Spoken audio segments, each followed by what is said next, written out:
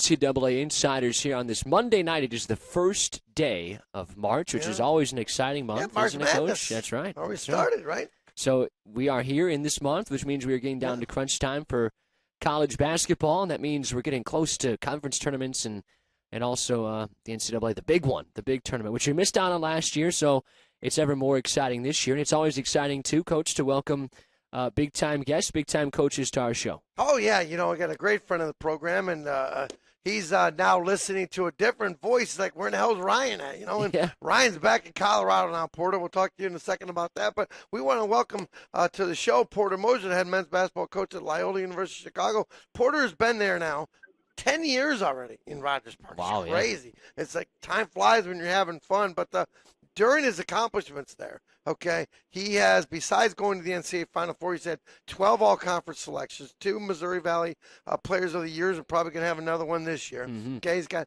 2 Associated Press, honorable mention All-Americans, 2 academic All-Americans, MVC player, defensive player of the year, 2 Sixth Man of the Year, okay, 2 Freshman of the Years, partridge in a pear tree, okay? but really what more impressive to me was when Porter first started as a college basketball coach, head coach, he was at Arkansas Little Rock, okay? Now, when he was at Arkansas Little Rock, before we welcome him to our show, they had won 4 games, okay? And in 1 year, he turned a 4-24 team into an 18-11 team in 1 year. Great turnaround guy, turned this whole Loyola program around. It's all about culture, and he's established that as well as successful recruiting. And we want to welcome Coach Moser to our show. Coach, how are you tonight?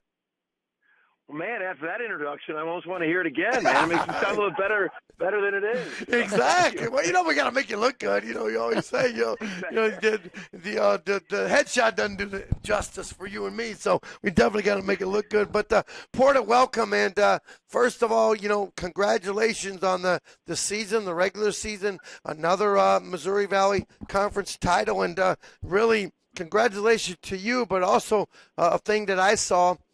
Your 2 seniors, Lucas Williamson, your point guard, and your big man in the middle, Cameron Krutwig, they have finished like first, second, or first, second, first, and first in the 4 years they've been there. They've got to be some special kids to coach. No doubt. And that's, kind of what we set out when I took over this program is I wanted to recruit winners, and I said, it was literally one of the biggest boxes I wanted checked. You know how we like guys that are skilled and everything, but we really targeted guys that have won. And, Lucas won 2 state championships here at Whitney Young. Cameron Krutwig, was like 30-2 or something at Jacobs, best school record they've ever had. And just winning guys. But it's incredible the last 4 years. I mean, we lost on the last day, but we lost 1 game out of first last year, but 54 conference games in 4 years. These guys are 56. Right. And so just these guys are winners, and I love where the program's at in terms of that's our standard is we want to win championships. Now, talk about winners. He's won 15, Sam, out of the last 16 games. Yeah. And, so let's talk about this challenging season that you've had. I mean, I guess back early on in the year, okay, Porter had a major COVID type of outbreak. And Porter, you text me and said it might have been a blessing in disguise because your entire team had it, your whole staff had it, so you knew you're probably going to be able to get through the season because everybody had it, so it wasn't like you were going to be interrupted during the year.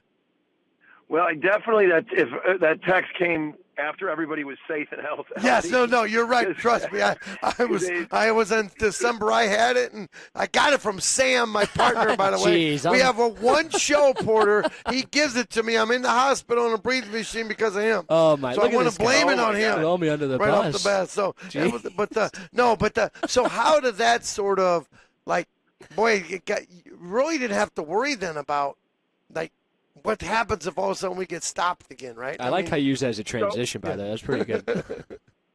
For 90 days we didn't have to test, and then about 3 weeks ago the 90 days were up, so the CDC makes you start testing again. But we have to start testing. We started last week, a week in advance of the Missouri Valley tournament, and every day, like 2 weeks for the NCAA tournament. So we literally test every day now. Okay. And we test every day. We tested going into we'll test in St. Louis even after the games, and then we got to test every day after that, heading into Indianapolis for the NCAA tournament. Now, Porter, so now are you back to worrying every day because of a test? I really kind of am. My doctors are more calm than I am. They're like, well, right. Everybody's had it, but it's just, it's very rare. And I'm like, you just don't want to shut down again, because now you shut down, you're talking about missing the NCAA tournament. Right. And so the anxiety is still there, but, the statistics show, that since everybody's had it, that it's hard to get a second one, but you just never know. You never know. Now, I know as the postseason starts to come in and these stats will come up, but, boy, this is a different year for you. I mean, you've got one double-digit scorer, and then everybody averages about the same amount of points. So how do you go into a game? Do you, wonder, what guy's going to step up and play for us tonight? It is, it is different. Because, our Final Four year, we had 5 guys in double figures. Right. And this year we have 1, but there's a bunch of guys right around 8 or 9. Right. And you feel confident that you got all guys that are capable, And the crazy thing is we just haven't shot it well the last 3 games. I mean, and we found ways to win all 3 games. We were in the 2 games against Southern Illinois, we were 8 for 45 from 3. Right. But our defense is, it's statistically in all analytics, we're number 1 in the country. So it's really saved us and kept us, in the winning ways when we haven't shot it well. But, our guys are, not having, multiple high-scoring guys, but they're all capable. They've all rotated. Like Marquise Kennedy I was just watching that game over because we might play Bradley. He had 18 at Bradley. And then, Tate Hall had 20-something against Northern Iowa. Different guys, different nights. That's when you're deep. And I feel we're deep. And now, being deep in that, but you talk about defense, you are number 1 in the country. The last time, Sam, somebody scored more than, or somebody scored in the 70s against them, Sam, was on the January 10th. Is that crazy or what? Some guys score 70. Some guys score 70 on my team in the first half. It's crazy. So, hey, JP, I'm not making any excuses, but that was you talk about crazy things that happened in COVID. Right. So that game was Indiana State, and that whole week Drake was ranked 22nd, mm-hmm. and we practiced Monday through Friday, and they told us, we're practicing to play Drake. We get out of practice on Friday, and we get a call, Drake has COVID. And they're like, by the way, you got to leave tomorrow to go play Indiana State. Right. We're like, what? Yep. We're like, what? And so I'm not making excuses, but that was that was no, the last, that was that game. That could be a great excuse because the next day you're holding the 48 points. Yeah, so it was.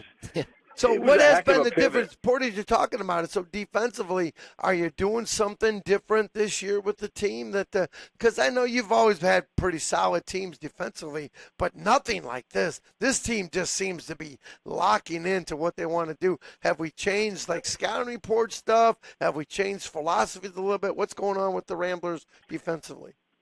No, it's a great question. So during the pandemic, it was great time for self-reflection and professional development. So my staff and I were Zooming every day, and we just kind of dug in and just said, you know what, our defense was good. We were first in points allowed, but we looked at where we needed to improve, and we weren't guarding the 3 very well. And we were number 1 in defense and points allowed, but we were 8th or 9th in 3-point field goal percentage defense. So we dug into it, and we literally watched every made 3 against us the entire year during the pandemic. And then we broke it into categories where are we giving up these 3s? So we really kind of started from there. And one was, we trapped the post a lot, so we're just doing it less. We got into so many rotations, and we're just doing what we call digging it out and not getting into so many rotations. There were certain switches that we were doing off the ball that we were doing a little differently. We're just getting in less scramble rotations. And we went from 9th to 1st in defensive field goal three-point percentage. And I think that's been the difference. We're guarding the three, although Southern Illinois just scorched us. Right. With the exception of this weekend, we've been guarding the three much, much better. Now, when you talk about that, I mean, you've the actual percentage is down to 33%, and you're actually shooting 35%. So, as you said, your team's not shooting as well. But do you think because of the development of your bigs and Cameron Crutwig, they can be able to guard guys so they don't need that help of rotation and doubling down? But, I guess I just always use it as a crutch, for Crutwig, just saying, I'm going to give him a double. I'm going to help him there, not get him in foul trouble. And we just said, you know what, Crutch, you got to defend more one-on-one in the post. Right. You got to go one. And he doesn't naturally foul a lot either because he's kind of smart and he wants to be in the game. Right. So, we've worked on it just as being an individual, threw you to the rim, one-on-one in the post. And we still have our post doubles in our arsenal. We like doing that to turn teams over. We're just not doing it nearly as much. We were doing it all the time, trying to get teams to turn it over and scramble. And so he is much. We're let him to go one-on-one in the post defensively so much more this year. Now, when we're talking about your team and you talk about the two guys, who has been like with Lucas and Cameron, but who has been like a glue guy? One of the guys I can see is maybe Keith Clemens, but who has been a guy that's been a glue guy and a guy that maybe has been a really pleasant surprise this year that has really stepped up to really help you guys? A glue guy would have to be Braden Norris, our point guard. He's a coach's son. Last year Keith Clemens played a lot of point guard, and he's really more of a two guard. He can play both. He's a combo, but he's Braden's just a coach's son, tough nut, gets us into everything. And as a head coach, John, that when you have that unbelievable trust with your point guard, it goes a long way. And I have just incredible trust in Braden as a point guard. A pleasant surprise is Ahir Ugwak. Right. Ahir really has had an unbelievable year. Like, he led the league. He used to miss a lot of shots, and he was just a great defender. But he actually finished up. He led the league in field goal percentage this year. And he's having like an all-league type of year. And he's an elite defender to go along with Lucas now. So now we have a 6'7" wing and a 6'4" wing that are just elite defenders, that they can switch anything. And I think we can compete at the high level in this NCAA tournament when you get two long wings like that can defend that well. So I'd say Ahir has been a really, really good surprise, having a great year. Hey Coach, looking at some of the things that you just referenced and Coach Bugatti did as well, as far as some of the depth on your roster, and you look up and down this roster and you see next to it senior, junior, redshirt, senior, redshirt, sophomore even. You guys have got a lot of experience on that. A big talking point throughout the season has been some of these blue bloods, though they seem to have turned the corner in Duke and Carolina a little bit, Kentucky kind of lagging behind. And one thing all of them have in common is they like to have that roster turnover with the talented freshmen. In a year like this, how important has it been for you guys to have such an experienced roster? It's huge. Because that's the one thing I keep hearing about, that the blue bloods are struggling because they're freshmen and maybe that's not the recipe and all this. I do say, like, in the Valley, we've always said, stay old. But one thing that they're not talking about as much with the freshmen, and I noticed this with our freshmen, is you need that early summer. Like, the guys come on campus on a normal year, they're there in May. You got a May, June, July, and August, and those 4 months are really valuable to get them acclimated to the college game, lifting, doing, terminology, little things. A lot of these freshmen didn't have it. A lot of these guys, the freshmen, got there in September and October. And that's a big difference. These young kids needed that development. I think the freshmen all over the country are behind. And you look in the Valley, the teams that finished in the top 5, there's not one freshman in the top 8 on those rosters. That's an incredible stat. So we finished first, Drake second, Missouri State third, Indiana State fourth, Evansville fifth. Not one player in the top 8 are freshmen on those rosters. I think that's something we've seen too, Coach, in these deeper runs from teams. It's not often you see that Coach Calipari Kentucky team he had that won the championship with Davis and those guys. A lot of these teams have been experienced teams. You think about in the Big Ten, which I know well, is Wisconsin. They've had a lot of success, struggling a bit this year of late. But a lot of teams that go deep even Valley included, as you mentioned, in the postseason as well, seem to have that experience. It's kind of been the sexy thing to have all the freshmen, the five-star guys, but experience plays, no doubt about it. No, for sure for us too, because for us, like those McDonald's All-Americans, I mean, we're not going to get those. And I love, we've kind of pride ourselves being on a program of development. And I know John rattled off a bunch of, all-league kind of guys we've had here, and 2 players of the year, and it's most likely comes out tomorrow. We're going to have 3, hopefully. But you got to be a program of development and stay old. And now people ask me, like, does that mean you wouldn't take a McDonald's All-American? Hell yeah, I'd take a McDonald's All-American. I've been drinking that much. Yeah, of course you would. Definitely. Right? People goes, some people don't like one and dones. Like, would you take a one and done? I'm like, if I had a one and done, that means he's going to the NBA. That means he's good enough to play in the NBA. Yeah, I'd take him. Exactly. So let's talk about your team. You're going into Arch Madness, 20th in the country. So, is there less pressure on you because you probably don't have to win it to still get in the NCAA tournament? I know you want to win it, okay? But I got twofold question here because I want to talk to you about your first round matchup will be. But is there less pressure because, hey, even if we do get upset, we're still probably going to make it? You know what? There's our year in 2018. We went to the Final Four. Like, we were really good. We were on a roll. We had beaten Florida on the road, and they were number 5. And we still weren't going into the tournament in. And, there was a big elephant in the room. Like, we didn't talk about it a lot, but there was an elephant in the room. Like, we got to win this tournament to secure it. And, like, those 3 games the first 2 were grinders. Played Northern Iowa, which they had an injury, so they got put on a Thursday night, which was crazy. They were, like, really good. We had to play them first. That was like a 3 or 4 point game. Then we had to play Bradley's second round. They were very good. That was a tight game. And then we ended up beating Illinois State pretty good in the championship. But we felt when we got out of the Valley tournament and we got that, that elephant off our back, that we were really loose and free going into the NCAA tournament, and we played that way. I feel that way now. How's it feeling? How's it feel? I know the season just ended on Saturday, so you're starting to get ready. Not as big an elephant now?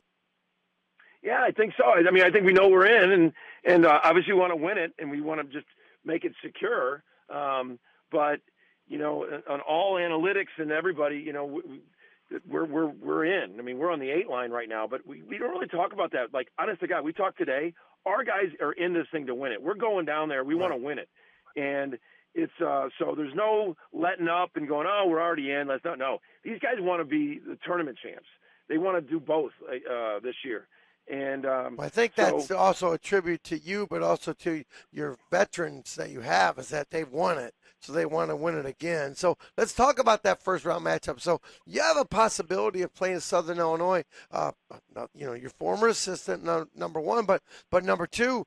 That could be the 3rd straight game you play them. Like, when are we playing an NBA Finals? Like, it's like 3 straight games against them. So are you, in the back of Porter Moser's mind, is you hoping Bradley wins just because now you don't have to play them for the 3rd time in a row?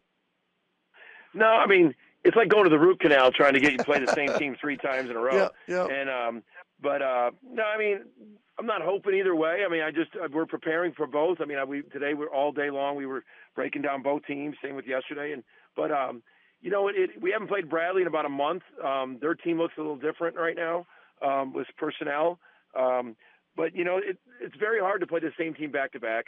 Brian, like you said, was on my staff for 7 years. I mean, with nobody in the stands, I mean, I can't even call out a play. He's echoing the play every time. I'm like, Brian, let me change. Got to change the damn play. He's calling your play before you do, right?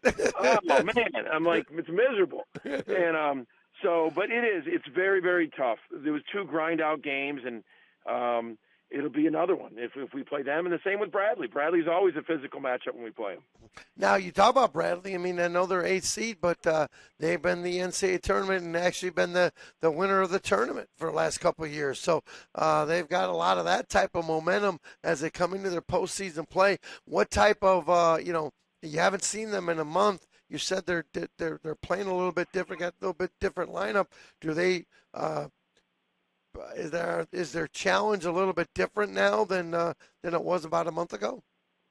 Well, they got a freshman named Mast. He's 6'10", Mm-hmm. and he's really come on. And just like a lot of freshmen do, he's averaging 10 a game, but he's a pick and pop three. So he's those 5 men that can shoot threes are always a little bit tricky for us with Krutwig and what we're going to do in the ball screens. So they pose problems with him. Their point guard, Sean East, is very good. He's 6'3", he's lefty. He's very good. I love Jay-Sean Henry. He's one of my favorite players in the league. He's a 6'6", just warrior, tough kid. So, they're, like you said, when you win it back-to-back in the tournament, like, you have confidence that you can do it. And so they got guys that poses a lot of problems when you got guys that are confident. Now, do you think this season will help you postseason-wise? And as a matter of fact, that's why I scheduled a game to go back-to-back days next week. You've been playing back-to-back days. So now you're in a conference tournament, and which guys are never really used to, you know what I mean? Because they're normally playing like a Wednesday, Saturday, or Saturday, Monday type of thing. But you guys have gone like, the Sunday, Mondays, the Saturday, Sunday type of back-to-back. Is that something that your team now has gotten used to be able to, with scouting report, with game preparation, to be able to do something in less than 24 hours? Yeah, the back-to-backs prepare you, like, physically. Like, we know we can play 2 days in a row. You're in some of those MTEs, those exempt tournaments preseason. Some of those are 3 games in a row. So guys are used to it. Our guys are used to it.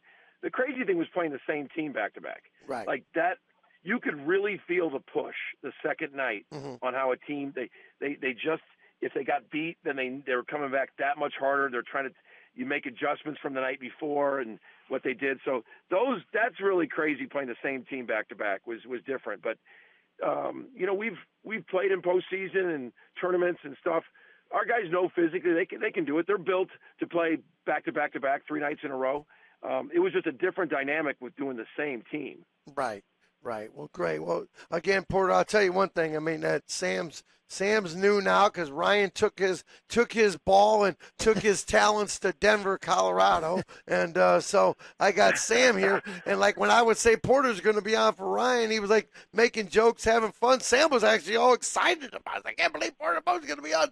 Great, it'd be awesome. You know what I mean? 'Cause he's a big IU fan, so he needs some life because he's so depressed. But you made him actually smile because we got a winning coach on the line. Hey, our bandwagon's open, man. Our doors are open. Jump on. I tell it to anybody. I love people that root for us, but we're excited to go down the stretch. I love our team. We're a fun team to watch because I think we play both ends. And sometimes people think, oh, they're a defensive team. They're not fun to watch. It's actually the opposite. Our defense creates turnovers, and defense creates offense. I love how we can run after we get stops. That's the thing that being with Coach Majerus, defense, rebounding, that's the admission ticket to the fast break. You get stops, you get turnovers, you get rebounds, you can run. And so we are a fun team to watch, and I just looking forward to down the stretch. And I appreciate you guys having me on. No, well, we appreciate you calling. Can I ask you one more question, Coach? Uh-oh. If you got, I don't want to. If you got time tonight, I just don't want to take too much of your time. But sure. A couple of years ago, obviously, you guys had the run, and people will call it. When you make a run like that, they'll always say it's like a Cinderella story, right? But a lot of times I think people say that because usually it's the one, and then teams that don't tend to always be there in that Final Four weekend, their programs don't maintain that level of competition.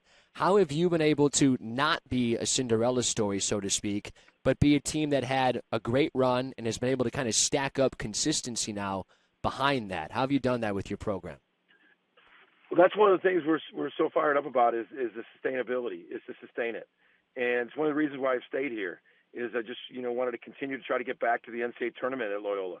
And but it's through recruiting a certain type of kids. It's the older guys pouring into the younger guys.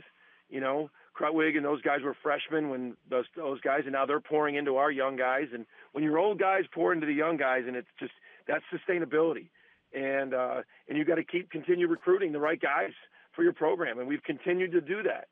And that's what what we're driving to do is to build a program, not a team. And when you build a program, you can sustain it year after year after year with your culture and your standards. And that's been one of the things that we're so excited about is that 4 years in a row, we've either won it or played for a championship, 4 straight years, and that's what we want to continue doing. One last fun one, Coach. When you go to Arch Madness, and I'm a Cardinals fan, so I go to St. Louis quite often. Let's see that Porter. We're diehard Cub fans. Well, see, okay. Well, so I don't want to get off on the wrong foot on that. Okay. But one thing I think we can all agree on, this year's a little bit different because you probably have to be in the hotel room a lot more when you're down in St. Louis. But when you normally had the chance to go out, did you have a favorite restaurant? If you're an Italian food guy, it's got to be maybe you've gone to the Hill. I'm sure. Have you ever made it over there? You know what? You got to ask that question, and it's going to be a funny answer. Okay. Have I ever been to the Hill? I worked for Rick Majerus in St. Louis. I knew that. Of course you have. That's right. I lived in the Hill. That's right. It's the best. I mean, Rick was one of the best. And I'll tell you a funny story. Someone asked me the other day. We were doing it was a radio show, and they said the old line about having a face for radio, and like that everyone always says. And Rick Majerus had the best line. He goes, I have an appetite for radio. No one can see me eating these 2 slabs of ribs on the radio. Oh, goodness. But yes, I've been to the Hill a ton, man. I've been with Rick so many nights. Great food, great area there in St. Louis. The Hill's a classic area. The best. Coach, thanks so much. Well, thank you, right, Porter. guys, we appreciate it. Good luck this week, and we'll be rooting for the Ramblers, and hopefully we'll see you 1 o'clock Sunday playing in a championship game. All right. Thanks, John. Okay, thanks. All right. See you, man. All right, see you, man.